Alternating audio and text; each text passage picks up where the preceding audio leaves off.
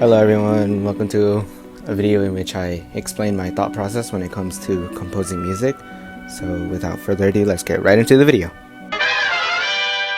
Okay, so the first thing that I usually do when composing a piece is I will decide on what ensemble I want. If I want a symphony piece, I want a string orchestra piece, or just like any type of ensemble.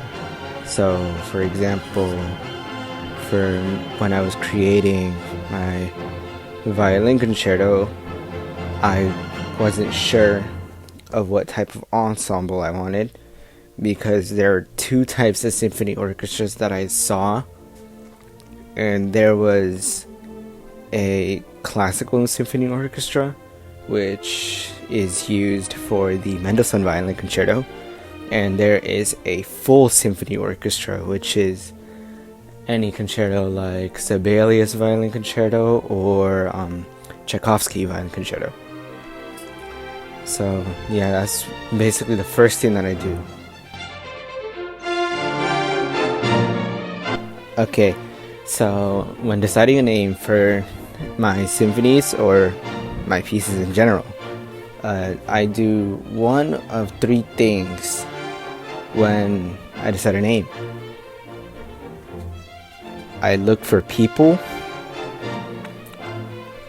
I look for a feeling, or I look for a place.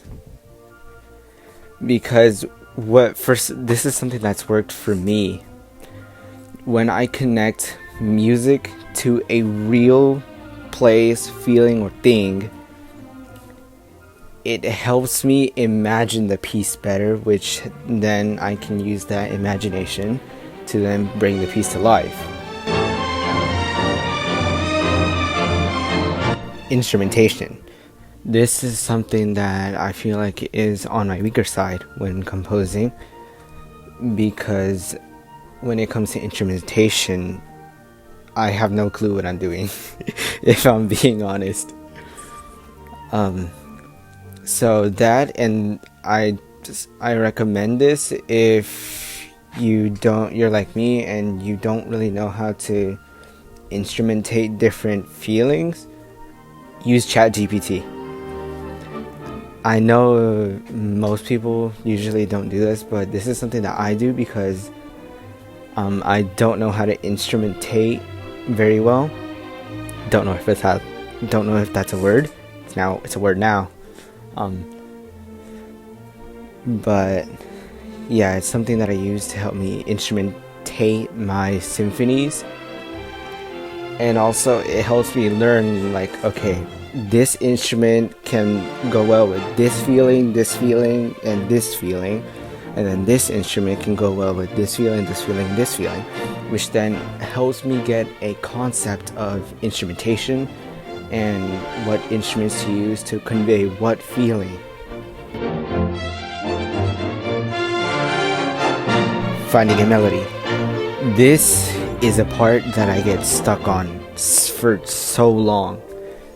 Mostly because when it comes to writing some like a piece that's on the like more faster side, so that would be like anything from allegretto to vivace or presto, I can't do that. I'm more suited to composing to a slower tempo. And so ways that I use to compose a faster piece is I will grab my violin and I will just start fiddling around until I find a sequence that sounds good in my ears.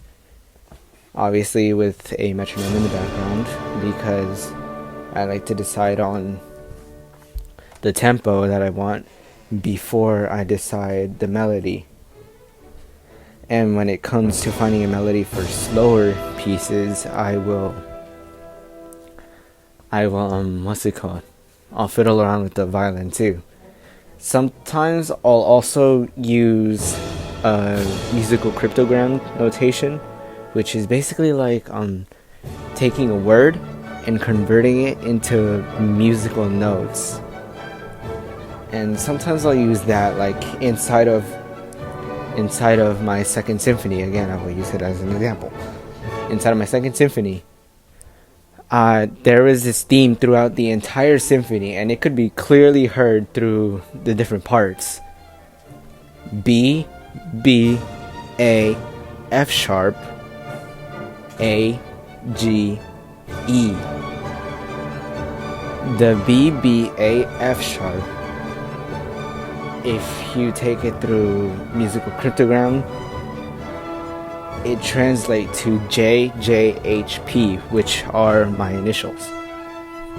Now, when it comes to the A, G, E, what I did for that one is I used a nickname for the person that, when I was writing this my second symphony, I was in love with. Their name is Angie, and I took the first letter, the middle letter, and the last letter, and I used it as a motif to the main theme. And then again, you'll hear the same thing in the Alice in Fantasy. When I released that, you'll hear a theme that's common throughout the entirety of the piece. And another thing that I do when I create a melody is I will decide dynamics right then and there. Dynamics, because I feel like when you're fiddling around and trying to find a melody, I feel like also putting dynamics in there while you're fiddling around, it will help you to what's it called, build off of that melody. Because then, like, say, okay, like at the end of this, at the melody right here, I can have it grow louder and then become grand, and then, or like here at the beginning, before we come into the main melody, I can have it become softer and then lead into the main melody. So dynamics, that's also something that I decide right then and there when I'm fiddling around with the violin, trying to find a good theme.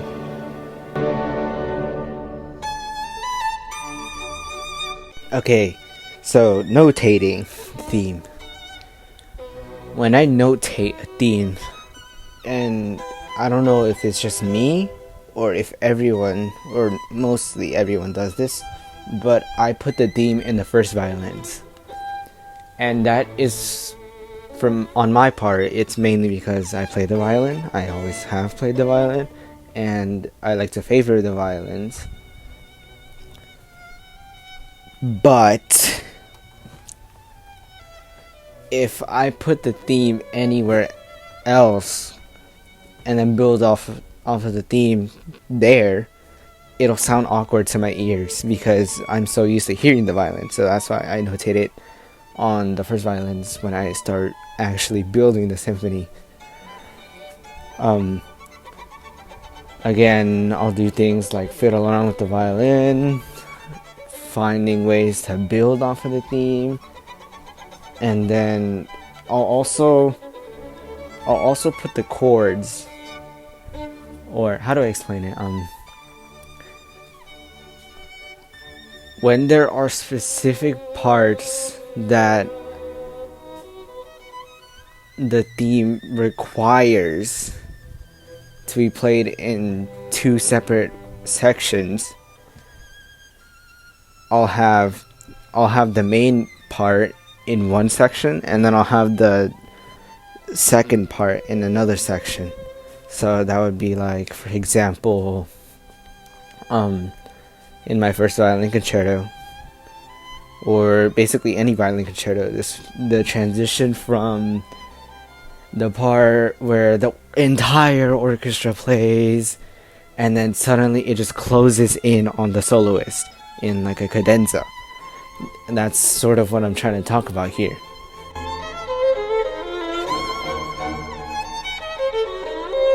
Okay, so once I have the theme, it's there, it's fully implemented. I'll do stuff like background, like putting like secondary themes, alternate themes, chords, and like stuff in the background that supports the main theme. Something that I know I am bad at, it's counterpoint. I'm really bad at that. I'm still working on counterpoint, moving the theme between the instruments, and just implementing counterpoint in general. It's something that I'm bad at. I've always been bad at since I started composing, and I'm working on reinforcing that to make it, to be able to use it more in the future. Also fix some dynamic stuff if I have to, crescendos, decrescendos. I'll also do retardandos if I have to, tempo changes, and yeah, that's what I'll do. Okay, so when I'm working with MuseScore, because what I do is I manuscript and I also use MuseScore. When I use MuseScore, I'll go into the mixer and I will start, playing around with what instrument I want on which ear. So like, for example, violin ones, do I want it on the left ear or the right ear? I usually always put it on the left ear though. And I'll also do is for the brass section, because this is a problem that I think MuseScore has. For the brass section, I'll change it from a single instrument to a group of instruments through the Muse sounds.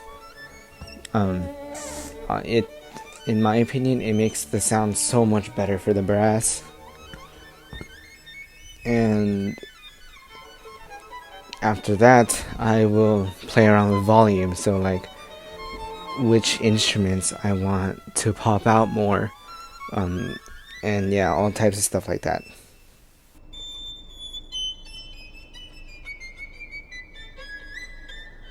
Okay, so for this next part, I'm going to be talking about religion and also other stuff. So if you don't want to hear about that, then you're welcome to click off the video, go watch someone else's video if you want, or do your own stuff, because I'm going to get a little religious here. Okay, so the reason why I didn't put this in the beginning is because of, that warning that I put.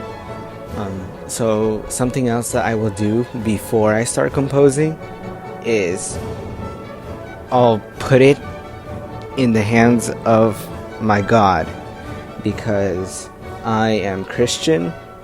I believe that Jesus Christ died on the cross for us, and that God is my Lord and Savior.